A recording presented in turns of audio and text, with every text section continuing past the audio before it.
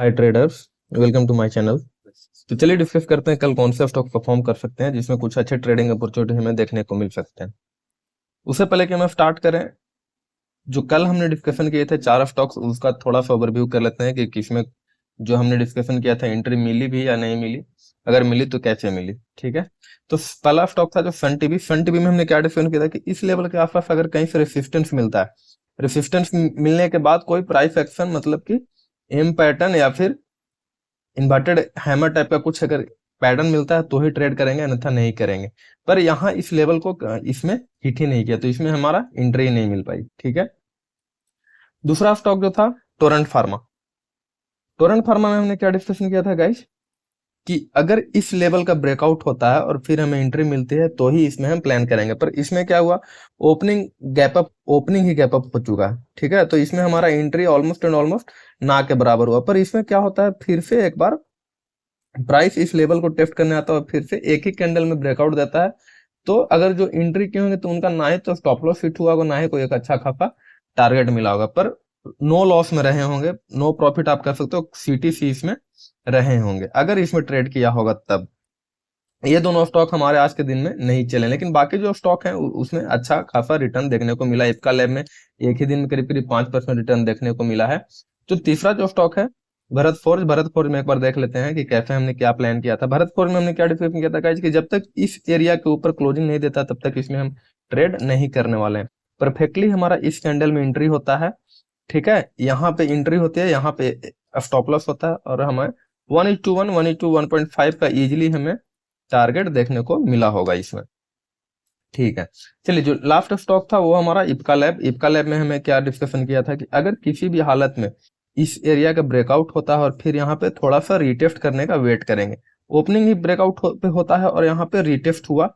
ठीक है, जैसे ही इस लेवल का ब्रेकआउट हुआ फिर हमें ट्रेड मिला, और क्या ही बम्पर, इसमें करीब करीब 1:3 1:4 का टारगेट एक ही स्टॉक में, जो हमारा तीनों स्टॉक नहीं चला सबका बदला, एक ही स्टॉक में हमने अपना रिटर्न को निकाल लिया। अगर इसका रिटर्न की बात करें तो आप देखोगे इसमें करीब करीब अगर एंट्री यहाँ पे आप करते हो एफएल यहाँ का, तो मैक्सिमम एंड मैक्सिमम ट्रेलिंग करते के साथ 1:3 इजीली आपको इसमें अचीव होते हुए मिला होगा। ठीक है, देखिएगा हम ऐसा नहीं कि अभी परफॉर्म हो चुका है इसलिए डिस्कशन कर रहे हैं।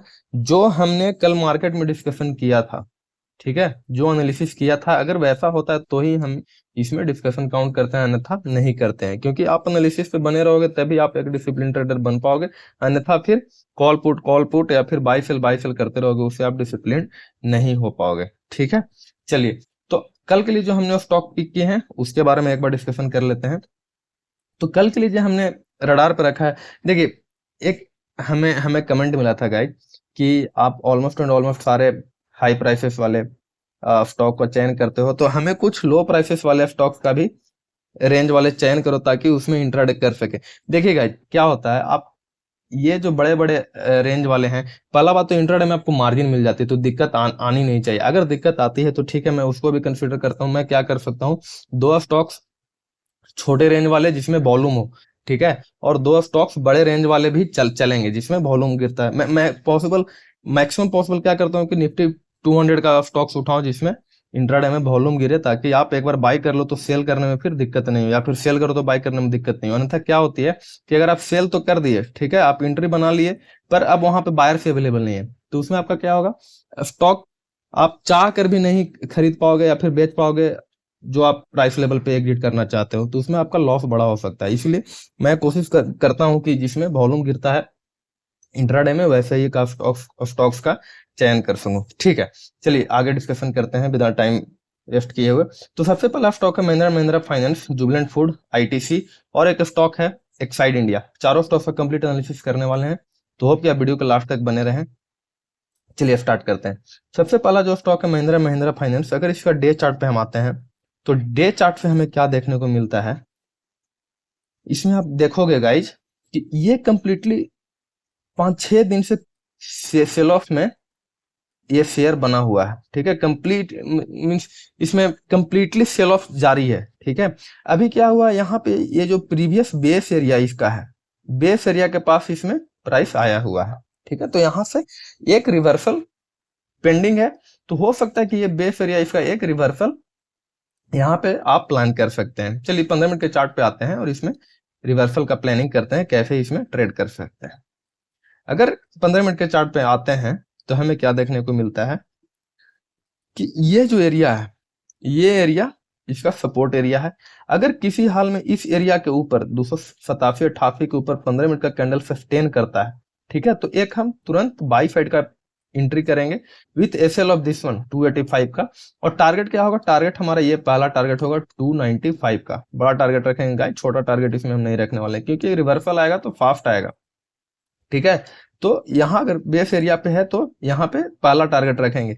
नहीं तो अगर इस एरिया का फिर ब्रेकडाउन करता है, 15 मिनट का कैंडल सस्टेन करता है, तो फिर नेक्स्ट एरिया जो हमारा निकल कर करता है 278 निकल करके नेक्स्ट एरिया हमारा आता है। इसमें आप ज्यादा सेलिंग प्लान नहीं करेंगे, क्योंकि ये ऑलमोस्ट एंड ऑलमोस्ट 6-7 दिन से कंप्लीट सेलिंग में शेयर बना हुआ है, तो इसमें आप ज्यादा बड़ा टारगेट एक्सपेक्ट नहीं कर सकते हो, ठीक है।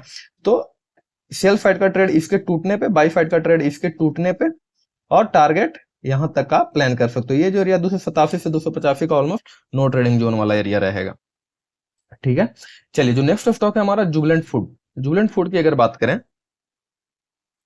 तो हमें क्या देखने को मिलता है, सबसे पहले डेली चार्ट पे चलता हूं, फिर थोड़ा सा एक्सप्लेन करने की कोशिश करता हूं।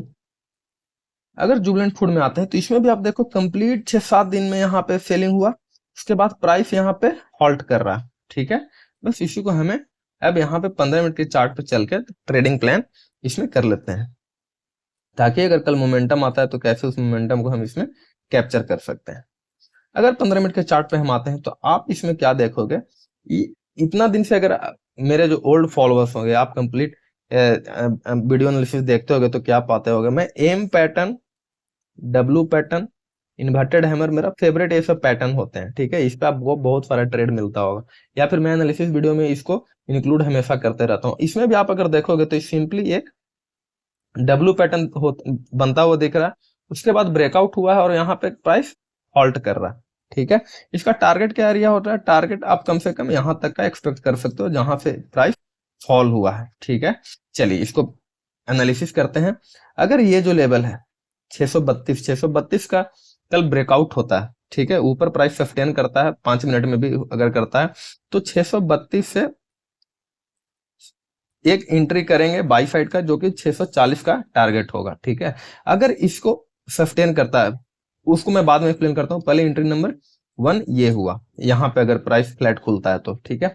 व्हाट इफ गैप अप खुल जाए, गैप अप खुल के यहाँ से सपोज सेलिंग आता है और फिर से यहाँ से प्राइस ऊपर निकालता है, तो फिर इस एरिया का ब्रेकआउट पे 640 के ब्रेकआउट पे एक बाई साइड का ट्रेड इनिशिएट करेंगे, जिसका टारगेट 652, 650 से 652, 655 का एरिया हमें देखने को मिल सकता है, अगर इसके ऊपर सस्टेन करता है तब, ठीक है। ये तो हुआ एंट्री नंबर 2।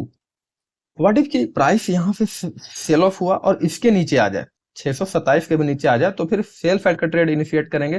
पहला टारगेट जो होगा ये 620 का, 620 से 16 के बीच में एरिया होगा, और ये गैप फिलिंग के लिए आ सकता है 616 का एरिया हम इसमें टारगेट रख सकते हैं। अगर इसके भी नीचे निकालता है तो फिर ये 612 का एरिया हमें देखने को मिल सकता है, ठीक है। ये हुआ एंट्री नंबर 3। अगर इसके डायरेक्टली यहाँ पे ही ब्रेकडाउन कर दे तो फिर वही इसके नीचे सेल करेंगे और टारगेट हम यहाँ तक का वेट कर सकते हैं, ठीक है। ये एंट्री नंबर 4 हो गया। 3-4 एंट्री इसमें बताया हुआ है, अगर कोई सा भी एंट्री हमें मिलती है तो चारों एंट्री हम इसमें एग्जीक्यूट करने का कोशिश करेंगे रनिंग मार्केट में, ठीक है। तो हम प्लानिंग अपना ट्रेडिंग प्लान रेडी रखेंगे, जैसा हमें मार्केट देखने को मिलेगा उस तरीका से हम इसमें अपना प्लान को एग्जीक्यूट करने वाले हैं। चलिए जो नेक्स्ट स्टॉक है हमारा आईटीसी। आईटीसी को अगर डेली चार्ट पे सबसे पहले मैं खोलना चाहूंगा ताकि थोड़ा सा अंडरस्टैंडिंग मिले। तो इसमें आज क्या देखने को मिलता है कि आज यहाँ से जो हाई लगाया 530 का, वहां से जो सेल ऑफ हुआ, उसके बाद थोड़ा सा प्राइस रिटेस्ट किया और फिर से एक बड़ा फॉल आज देखने को मिला है, करीब करीब 3.5% का फॉल इसमें आज देखने को मिला है। Well and good. अब इसका टारगेट क्या कर सकते हैं, अगर ये सेल ऑफ बिग प्लेयर्स का है, ठीक है, तो ये मोमेंटम कंटिन्यू होना चाहिए। हालांकि ये प्रीवियस बेस पे आया हुआ है तो थोड़ा सा सतर्कता से हम इसमें ट्रेड करेंगे, लेकिन अगर सेलिंग कंटिन्यू होता है तो नेक्स्ट स्विंग हमें देखने को मिल सकता है। तो चलिए 15 मिनट के चार्ट पे आते हैं और फिर 15 मिनट के चार्ट पे डिस्कशन करते हैं कि इसमें ट्रेड हम कैसे प्लान कर सकते हैं। तो 15 मिनट के चार्ट पे हम अगर आते हैं तो हमें क्या देखने को मिलता है कि यहाँ से जो सेलिंग आई है, आज जो इसमें सेलिंग आई है, यहाँ से प्राइस आया, यहाँ पे थोड़ा सा होल्ड किया और फिर से इसमें लास्ट में सेल ऑफ देखने को मिला है। ठीक है, अभी प्राइस लास्ट मोमेंट 15 मिनट में थोड़ा सा बाइंग देखने को मिला, एक अच्छा प्राइस एक्शन फिर से मिला। जैसे कैसे हुआ, सपोज यहाँ से ऐसे आया, थोड़ा सा बाइंग हैपनिंग हुआ, आपको एसएल मिल जाएगा अगर फिर से इसके नीचे निकालता है। ठीक है, बस इसी को हमें ट्रेड प्लान में एक्टिवेट करना। अगर इस एरिया का 489 से 490 का एरिया नीचे निकालता है, 15 मिनट का कैंडल है, 5 मिनट के कैंडल में भी कोई कैंडल सस्टेन करता है, वीक इसमें क्लोजिंग नीचे की ओर होना चाहिए, तो इसके नीचे हम एंट्री करेंगे। ठीक है, और उसके ऊपर एक एफएल हम प्लान कर सकते हैं। ठीक है, एफएल क्या होगा, एफएल ये जो लास्ट स्विंग यहाँ पे लगा है इसके ऊपर हम एफएल रख सकते हैं। हालांकि जब नीचे गिरेगा तो फिर हम ब्रेकडाउन कैंडल का नीचे के लिए भी ऊपर, जैसे ब्रेकडाउन कैंडल ये हुआ तो इसके ऊपर भी हम एफएल प्लान कर सकते हैं। टारगेट क्या होने वाला, टारगेट 479 का लेवल हमें देखने को मिल सकता है। 22 कब तक नहीं करेंगे, 22 जब तक ये जो लेवल है 497 95 से 97 के ऊपर जब तक सस्टेन नहीं करता तब तक हम बाई नहीं करेंगे। अगर यहाँ से भी कोई रेसिस्टेंस दिखता है तो हम पहला टारगेट यहाँ तक का और दूसरा टारगेट यहाँ तक का वेट कर सकते हैं, अगर यहाँ से रेसिस्टेंस मिलता है। अगर यहाँ से बाइंग आती है, ठीक है, एंट्री नंबर 3 यहाँ पर प्लान कर रहे हैं, क्योंकि यहाँ से अगर रेसिस्टेंस होगा तो वो एंट्री नंबर हम 2 एग्जीक्यूट कर सकते हैं। अगर इसके ऊपर सस्टेन करता है और ऊपर प्राइस जाता है तो यहाँ पे एक बाई साइड का ट्रेड इनिशिएट करेंगे और 503 तक के लिए हम वेट कर सकते हैं। उससे ज्यादा हम टारगेट इसमें प्लान नहीं करने वाले हैं। ठीक है, चलिए कंप्लीट एनालिसिस हो गया गाइज आईटीसी का। जो लास्ट स्टॉक है एक्साइड इंडिया, मैं इसको खोल लेता हूँ। एक्साइड इंडिया में सबसे पहले डेली चार्ट पे आता हूँ ताकि थोड़ा सा और क्लियर अंडरस्टैंडिंग मिल सके इसमें एक्चुअली में क्या हो रहा है। तो इसमें आप देखोगे तो बहुत ही प्यारा प्राइस एक्शन आपको देखने को मिलेगा। कैसे, देखिए यहाँ से प्राइस धीरे धीरे करके प्रॉपर प्राइस एक्शन करके आज इसमें ब्रेकआउट हुआ है।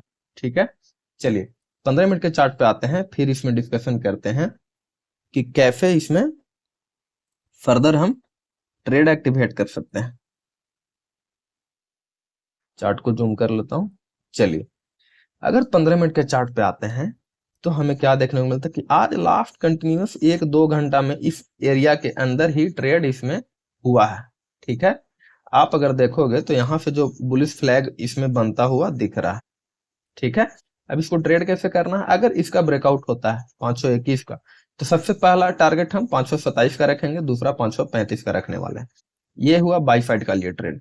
ठीक है, अगर इसके नीचे आता है तो क्या हो जाएगा, यहां से फ्लैग कन्वर्ट होता हुआ दिखेगा एम पैटर्न में। कैसे, ऐसे एम पैटर्न बनेगा और इसके नीचे अगर निकलता है 512 के नीचे कैंडल सस्टेन करता है तो फिर 500 के टारगेट के लिए हम इसमें एक ट्रेड इनिशिएट कर सकते हैं। ठीक है, अगर इसके नीचे भी सस्टेन करता है तो फिर 489 तक हम टारगेट प्लान कर सकते हैं।